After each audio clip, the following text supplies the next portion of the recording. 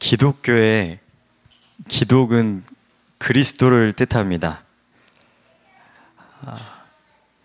기독교는 그리스도, 예수의 가르침을 쫓는 종교고 예수 그리스도를 믿는 종교입니다. 예수는 이름을 가리키고 그리스도는 기름 부음 받은 자라는 뜻인데요. 옛날에 이스라엘에서 하나님께 이제 특별한 사명을 부여받은 존재들한테 기름을 붓는 그런 관습이 있었습니다. 왕, 제사장, 선지자와 같은 이들에게 그랬죠. 성경은 예수님이 가장 특별한 사명을 받은 분이기 때문에 그리스도라고 예수님께 그런 직분이 있다고 설명하고 있습니다. 그리고 예수님은 성경에서 요한복음 5장 39절에서 성경이 나를 증거하고 있다 그렇게 말씀하십니다. 그래서 성경은 교인들에게 굉장히 큰 권위가 있는 기록된 하나님의 말씀으로 믿고 있는 그러한 책입니다. 다만 기독교 신앙이 없으신 분들은 성경이 어디 무슨 장 무슨 절에서 이런 말이 있습니다 이렇게 얘기해도 사실 큰 감흥이 없으실 수 있죠. 충분히 이해합니다. 그래서 만약 여기 신앙이 없으신 분들이라면 기독교가, 성경이 어떤 내용을 전하고 있는가 그 정도 마음으로 들어주시면 설교자로서 굉장히 기쁠 것 같습니다. 기독교는 이 세상에 구원이 필요하다고 봅니다. 물론 기독교가 그렇게 보고 또 기독교인인 저는 기독교 때문에 그렇게 보는 게 아니라 한 명의 생활인으로서, 사람으로서 이 세상에 구원이 필요하다고 믿죠. 어떤 사상가들은 이 세상이 고해다, 고통이다 그렇게 얘기하기도 했고 타인은 지옥이다 이런 말도 했습니다. 세상이 고통으로만 가득 찬 건 아니지만 그래도 삶을 살아가는 게 쉽지만은 않죠. 그래서 그런 말들이 들려오는 거죠.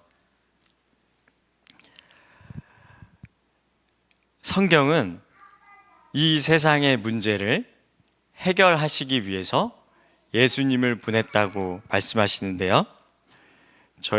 요한복음 3장 16, 17절에 이런 말씀이 있습니다. 하나님께서 세상을 이처럼 사랑하셔서 외아들을 주셨으니 이는 그를 믿는 사람마다 멸망하지 않고 영생을 얻게 하려는 것이다. 하나님께서 아들을 세상에 보내신 것은 세상을 심판하시려는 것이 아니라 아들을 통하여 세상을 구원하시려는 것이다. 하나님께서 예수님을 이 땅에 보내신 동기는 사랑이고 그 대상은 여러분입니다. 여기 계신 한 사람 한 사람이죠. 그리고 그 구원의 내용은 멸망에서의 구원입니다. 죽음에서 영생의 자리로 옮기는 거죠. 이게 정말로 사실인지 아닌지 떠나서 어떤 사람은 그걸 믿어서 이걸 기록한 거고 또 여기 계신 상당수의 분들은 이 기록을 믿어서 지금 이 시간에 여기 앉아 계신 거죠. 그러니까 제가 신앙이 없을 때, 교회를 다니지 않을 때 그게 신기했습니다. 이 기록이 사실이다 아니다 일단 떠나서 그것을 믿고 공동체를 이뤄서 일요일, 이제 교인들은 주일이라고 하죠. 일요일에 시간을 떼서 예배라는 걸 드리는 게 신기한 거죠. 그래서 호기심은 한켠에 가지고 있었습니다. 그러니까 구도자라면 이 세상의 진실이 뭔지, 무엇인지, 나는 누군지, 어떻게 살아야 하는지, 어디서 왔고 어디로 가는지에 대해서 궁금하다면 여하튼지 이 내용은 한 번쯤은 살펴볼 법한 내용이라고 저는 생각했습니다. 지난주에 저희가 잠시 살펴봤지만 하나님께서 에덴, 세상을 창조하시고 에덴 동산에 사람을 또 창조하셨죠. 그리고 사람에게, 인간에게 신적인 권위를 주셨습니다. 생육하고 번성하라. 그리고 동물들의 이름을 지어줘라. 여기 있는 거 다 너의 거다. 그런데 단 하나는 먹지 말아라. 선악을 알게 하는 나무의 열매는 먹지 말아라. 그런데 인간은 그 열매를 먹었습니다. 하나님의 말씀을 거부했습니다. 그리고 하나님이 부여하신 그 창조적인 자리, 생육하고 번성하고 생명들에게 이름을 지어주는 그 자리를 떠나서 선악과를 먹은 다음에 성경을 보면 사람이 어떤 증상이 사람에게 나타나냐면 자기 몸을 가립니다. 그리고 하나님에게서, 사람에게서 숨죠. 그렇게 스스로를 정죄하고 수치감을 느끼고 다른 사람에게도 그런 정서를 느끼는 그런 상태에 처한 거죠, 세상이. 그게 성경의 설명이고 또 제가 확인하고 있는 현상입니다. 자기 자신을 있는 그대로 받아들이지 못하니까 경쟁을 하고 갈등을 겪고, 그래서 누군가를 시기해서 살인까지도 저지르는 일들이 이 세상에 벌어지죠. 하나님의 형상으로 지어진 인간이 하나님의 형상으로 지어진 다른 인간을 심판하고 죽이는 일들이 일어난 거죠. 그래서 아까 말씀드린 그런 구도자, 왜 악이 존재하는가? 나는 나의 인생이라고 부르지만 내가 원해서 태어난 것이 아닌데, 또 인생의 의미도 내가 설명받고 태어난 게 아닌데, 내가 태어났을 때 주어진 모든 요소들이 내가 결정한 게 아닌데 근데 왜 살아가야 하는가? 라는 질문으로 씨름을 하는 사람들이 있고, 그걸 이제 구도자, 그런 분들이 이렇게 이야기하죠. 오늘 저는 기독교 역사상 굉장히 잘 알려진 구도자 중 한 분에 대해서 나누고자 합니다.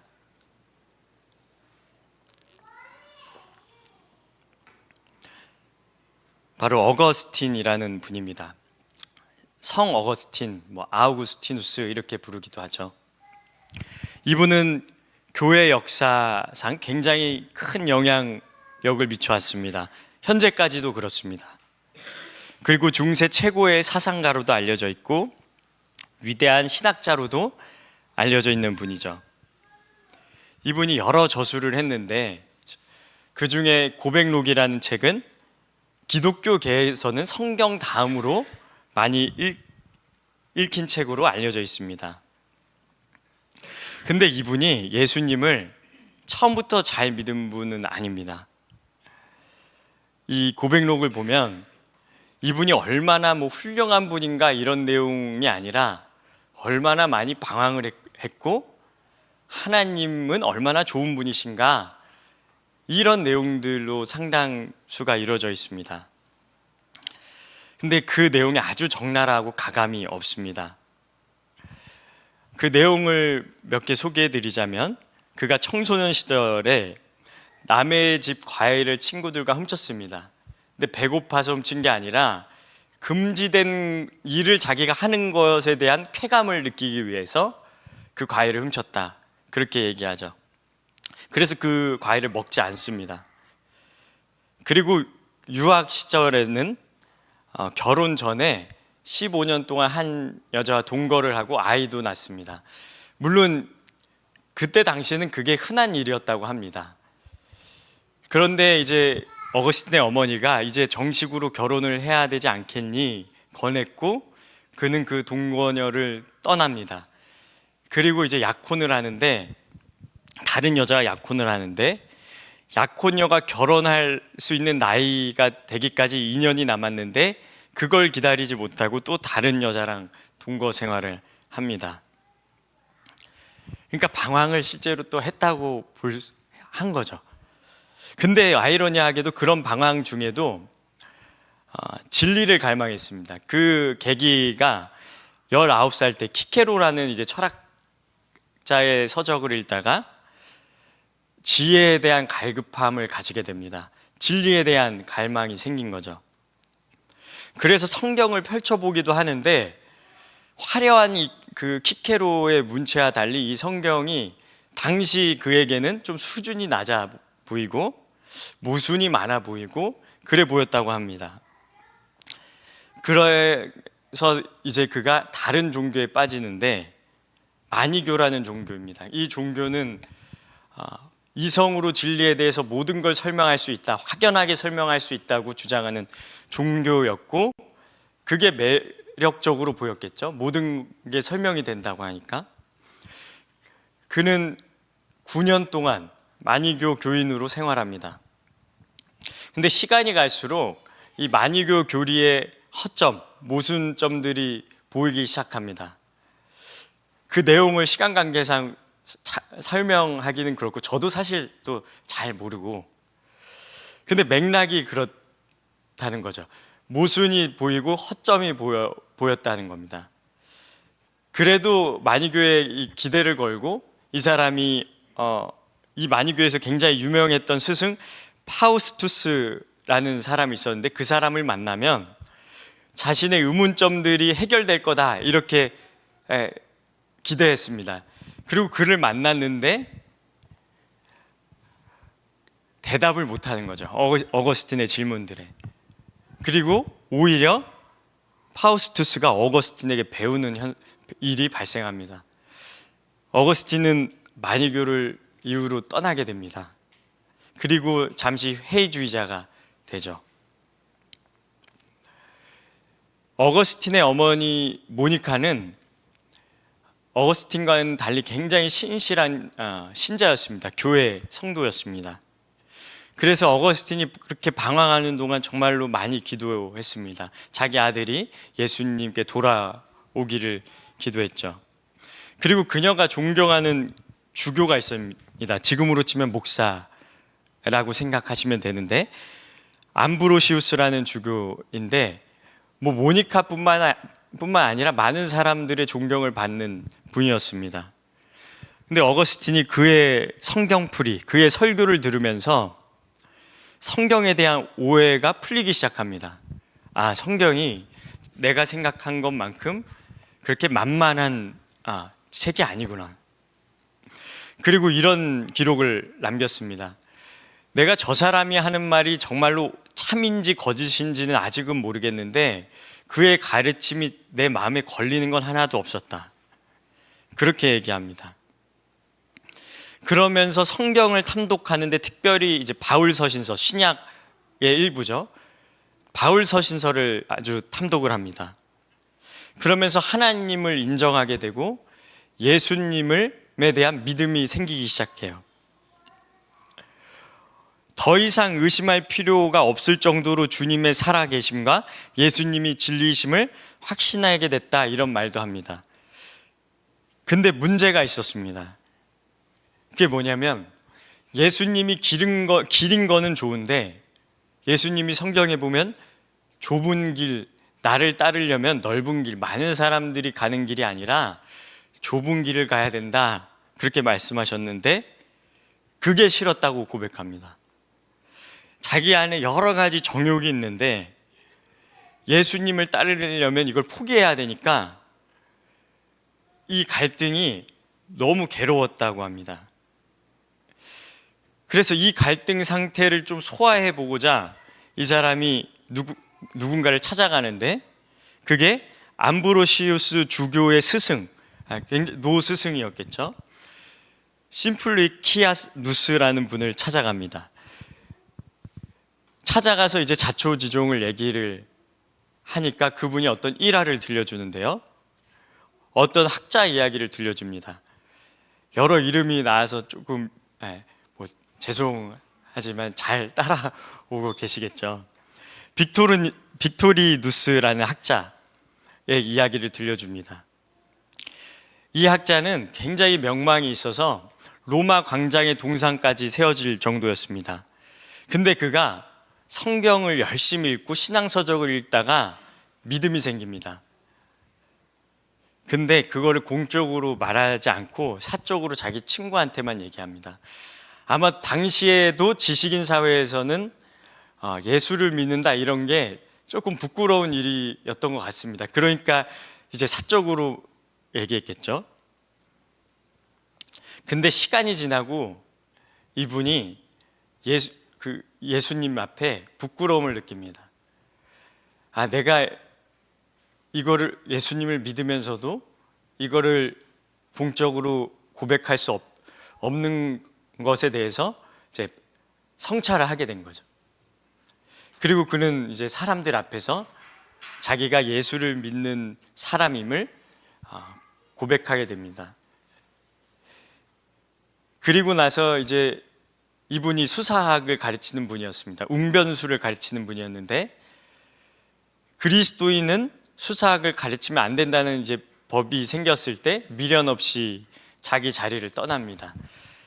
어거스틴은 이 일화를 듣고 그분처럼 내가 이 학자처럼 되고 싶다 이런 갈망을 느낍니다.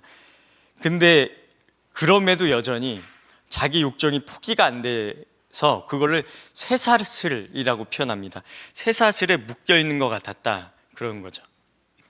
그리고 이렇게 말합니다. 나는 주님의 말씀들이 진리라는 것을 확신하면서도 아무런 응답도 하지 못하고 단지 잠에 취해서 잠꼬대처럼 잠깐만, 제발 잠깐만, 조금만 더 라는 말만을 되풀이하였습니다. 그리고 이런 기도도 한 적이 있습니다.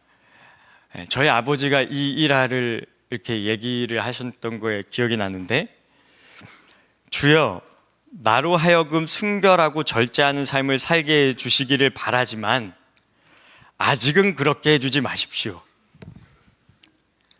그렇게 기도했습니다. 이 어거스틴이 한 기도입니다. 만약에 하나님이 그런 방식으로 일하는 분은 아니지만 지금 제가 드릴 예시처럼 하나님이 우리 앞에 버튼 하나를 주시고 이거 누르면 내가 어거스틴한테 준 은혜, 사도 바울한테 준 은혜를 주겠다. 복음을 증거하는 일에는 생명도 아끼지 않는다. 이런 고백을 한 그 바울의 믿음을 주겠다. 딱 버튼을 저희 앞에 두고 그렇게 하나님이 하신다고 우리가 가정을 해보는 겁니다. 우리가 그 버튼을 망설이지 않고 누를 수 있을까요? 우리가 찬양을 하고 믿음을 고백하는데 만약 하나님이 그런 경우를 우리에게 허락하셨다면, 저에게 허락하셨다면 저는 어떻게 할까요? 상상에 맡기겠습니다. 저와 여러분은 많은 경우에는 망설일 수 있겠죠. 어거스틴처럼 잠깐만, 제발 잠깐만, 그러지 않기를 바라지만, 분명한 건 어거스틴은 굉장히 진실하게 그 씨름을 아주 지독하게 밀고 나갔다는 것이죠.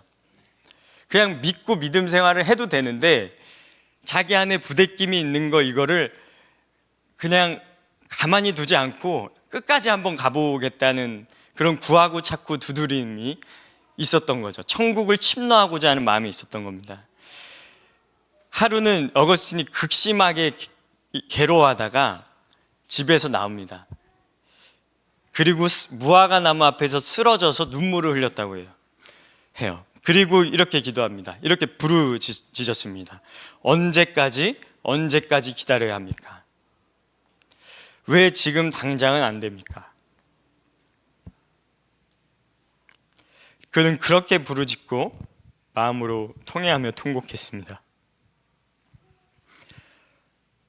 그런데 그한테 어떤 음성이 들렸습니다. 집어들고서 읽어라. 어거스틴은 순간적으로 그 음성이 보통 음성이 아니라는 걸 느꼈습니다. 직감적으로. 그리고 성경을 펼쳐서 눈에 들어오는 구절이 있었습니다. 우리 그 구절 함께 읽도록 하겠습니다.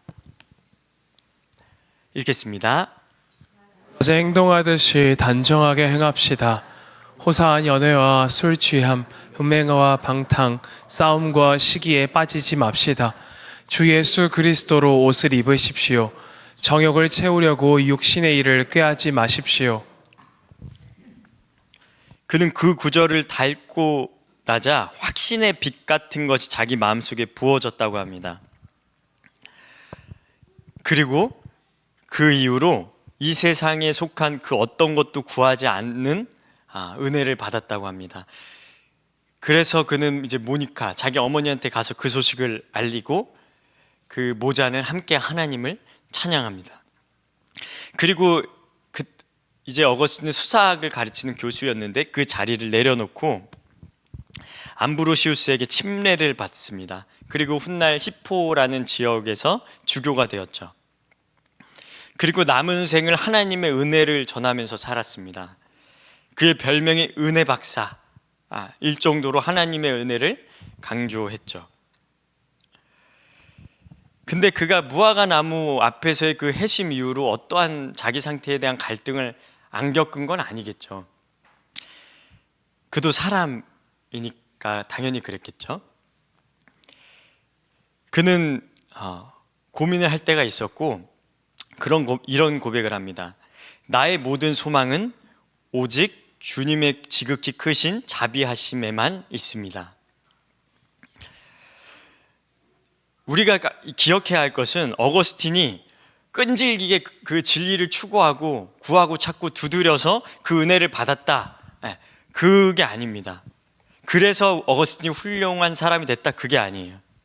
어거스틴은 자기의 그런 씨름 마저도 은혜다, 내가 그거를 그냥 가만히 두지 않고 하나님한테 그렇게 묻고 구하고 괴로워한 것, 그 과정 자체가 다 은혜다, 그거를 대단히 강조합니다.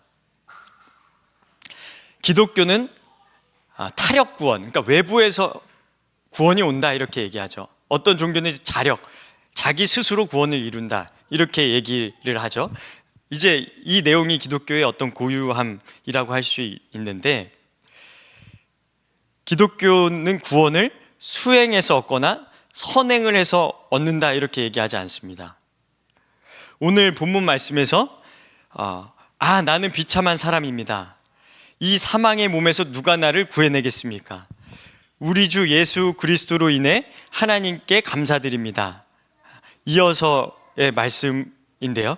그러므로 나 자신은 마음으로는 하나님의 법을, 육신으로는 죄의 법을 섬기고 있습니다. 그 다음 이어지는 말씀 우리 함께 읽겠습니다. 그러므로 그리스도 예수 안에 있는 사람들은 정죄를 받지 않습니다. 그것은 그리스도 예수 안에서 생명을 누리게 하는 성령의 법이 당신을 죄와 죽음의 법에서 해방하여 주었기 때문입니다. 이 말씀을 그 마니교에 빠졌었을 때 어거스틴, 성경을 수준 낮게 봤었던 어거스틴의 그때 상태에서 본다면 허무맹랑하게 들릴 수 있습니다. 혹은 어떤 사람한테는 인생을 뒤바꿀 수 있는, 완전히 뒤집힐 수 있는, 성경의 표현에 의하면 다시 태어날 수 있는 내용을 담고 있는 말씀입니다. 이상한 건 뭐냐면, 누가 나를 구해내겠습니까? 나는 마음으로는 하나님의 법을, 육신으로는 죄의 법을 따르고 있습니다. 그 다음에 어떤 수행을 해야 된다, 뭐 선행을 해야 된다, 이런 말이 없고 갑자기 예수 안에 있는 사람들은 정죄를 받지 않습니다, 이렇게 갑니다. 그러니까 유심 읽어보면 좀 이상하게 여길 수도 있죠. 근데 이 내용 때문에, 이 복음의 내용 때문에 예수님이 하나님을 믿는다는 사람들한테 신성모독이라는 정죄를 당하고 죽임을 당합니다. 그리고 예수님의 제자들도 바로 이 내용 때문에, 조건이 없다, 이 내용 때문에 미움을 받고 죽임을 당합니다. 권성징악이어야 되는데, 인과응보여야 하는데, 믿는다면 구원받는다니 신성모독이라고 여길 만도 하죠. 그렇게 왜 그러는지 이해는 됩니다. 복음은 정말 파격적입니다. 우리 로마서 4장 4절 5절 말씀 함께 읽겠습니다. 일을 하는 사람에게는 풍삭을 은혜로 주는 것으로 치지 않고 당연한 보수로 주는 것으로 생각합니다. 그러나 경건하지 못한 사람을 의롭다고 하시는 분을 믿는 사람은 비록 아무 공로가 없어도 그의 믿음이 의롭다고 인정을 받습니다. 어떤 분은 은혜를 강조하면 위험하다, 은혜를 핑계대고 막 사는 사람들이 나오면 어떡하냐, 그런데 선악과를 먹지 말아라 하나님이 말씀하셨다고 사람이 치우치지 않고 선악과를 안 먹었나요? 선악과를 먹었죠. 하나님의 말씀을 말씀대로 전하는 것은 전하는 것이고, 사람은 치우칠 수 있습니다. 그리고 우리가 어거스틴이 어떤 말씀에 회심이 됐는지 우리가 보았죠. 방탕하게 살지 말아라, 음란하게 살지 말아라, 그리스도로 옷을 입어라.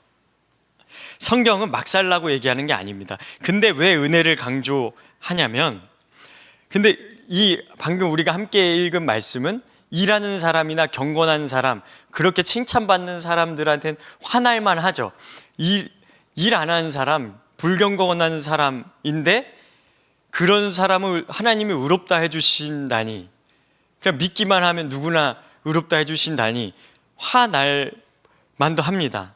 근데 왜 중요하냐면, 생명에 관한 것, 하나님의 형상에 관한, 그 하나님의 형상인 사람을 구원하는 부분에 있어서는 하나님의 형상이라는 조건 말고는 거기에는 이유가 붙는 게 없습니다. 그냥 생명이니까 소중한 거예요. 수행이나 조건이 거기 따라 붙으면 거래가 됩니다. 어떤 수준으로 올라야 된다, 저 올랐습니다, 나 올랐어 라고 스스로 생각하든 신 앞에 그렇게 얘기하든 그건 거래죠. 근데 하나님 앞에서는 은혜를 얘기하지 않는 게 신성모독입니다. 그래서 바울이 복음 외에 다른 걸 전하면 천사라도 저주를 받는다, 이런 얘기를 하죠. 그리고 예수님도 그런 부분에 굉장히 예민하셨습니다. 왜냐하면 다른 영역은 그렇다 쳐도 사람들은 항상 차등을 두죠. 외모로도 두고, 집안 배경으로도 두고, 돈으로도 두고, 성적으로도 두고, 온갖 것으로 차등을 매깁니다. 그리고 은밀히 평가합니다, 스스로나 타인을. 그리고 교만하거나 열등감을 느끼거나 하죠.